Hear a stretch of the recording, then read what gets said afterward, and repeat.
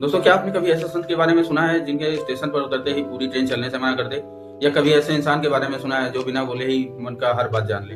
और क्या आपने कभी ऐसे फकीर के बारे में सुना है जो पूरी दुनिया के वैज्ञानिकों, उद्योगपतियों और युवाओं को एक नई दिशा दे दे?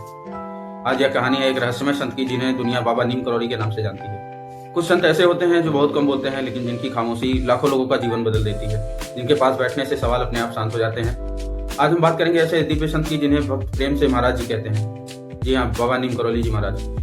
नीम करौली बाबा का जन्म लगभग 1900 के आसपास उत्तर प्रदेश के अकबरपुर गांव फिरोजाबाद में माना जाता है। उनका जन्म का नाम लक्ष्मी नारायण शर्मा था। बचपन से ही वे अन्य बच्चों से काफी अलग थे। वे बहुत शांत रहते थे, खेलकूद में मन नहीं लगता था, घंटों मंदिरों में एकांत बैठे रहते थे। गांव के लोग कहते थे यह बच्चा साधारण नहीं है। परिवार की इच्छा से कम उम्र में ही उनका विवाह कर दिया गया, लेकिन संसार में से उनका मन कभी जुड़ा ही नहीं। एक दिन कुछ समय बाद वे सब कुछ छोड़कर घर से निकल पड़े। ना कोई सामान, ना कोई सूचना, ना कोई शिकायत, बस ईश्वर की खोज में।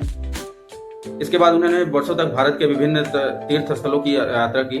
वे वृंदावन गए, काशी गए, प्रयाग गए, हरिद्वार गए, फिर हिमालय तक पहुंचे। कभी उपवास किया, कभी मौन, कभी कठोर साधना। जब उनसे पूछा जाता कि आपके गुरु कौन है, तो वो मुस्कुरा देते और कहते सभी गुरु हैं। एक दिन बिना टिकट ट्रेन में यात्रा कर रहे थे। टिकट चेकर ने उन्हें नीम करौली गांव के पास ट्रेन से उतार दिया। लेकिन इसके बाद क्या हुआ? जो हुआ वह चमत्कार बन गया। ट्रेन आगे बढ़ी ही नहीं। इंजन बदला गया, ड्राइवर बदला गया, लेकिन ट्रेन नहीं चली। अंत में रेलवे अधिकारियों ने बाबा से आकर के क्षमा मांगी और उन्हें वापस ट्रेन में बैठाया। बाबा जैसे ही ट्रेन में बैठे, ट्रेन चल पड़ी। तभी से लोग उन्हें नीम करौली बाबा के नाम से पुकारने लगे। नीम करौली बाबा जी हनुमान जी के परम भक्त थे। उनका एक ही संदेश था, राम नाम जपो और सेवा करो। कई भक्त मानते थे वे हनुमान जी के अवतार थे, लेकिन वह स्वयं को कभी अवतार नहीं बताते थे। वे कहते थे मैं कुछ नहीं हूँ। उनका जीवन प्रेम, करुणा और सेवा का जीवंत उदाहरण था। 1964 में उत्तराखंड के कैंची धाम की स्थापना हुई। आज कैंची धाम पूरी दुनिया का आस्था का केंद्र बन चुका है।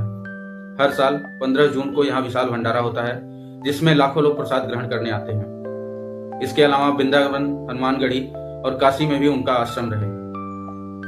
नीम करौली बाबा के अनेक चमत्कार जुड़े हुए हैं। कई लोगों ने बताया उनकी असाध्य बीमारियां ठीक हो गईं।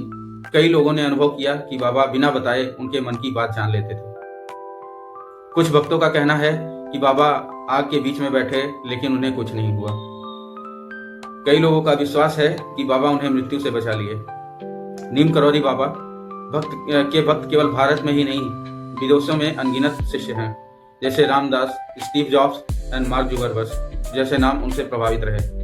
11 सितंबर 1973 को वृंदावन नीम करौली बाबा ने अपने शरीर त्याग दिया। कोई घोषणा नहीं, कोई शोर नहीं, बस एक शांत प्रस्थान। लेकिन बाबा कहते हैं मुझे याद मत करो, मैं कहता हूँ उसे जियो। आज भी लाखों लोग उनकी शिक्षाओं से प्रेरणा लेते हैं। उनकी शिक्षा है प्रेम करो, सेवा करो, ईश्वर को हर प्राणी में देखो। यही नीम करौली बाबा का संदेश है। जय श्री राम दोस्तों, जय हनुमान, जय नीम करौली बाबा। वीडियो कैसी लगी?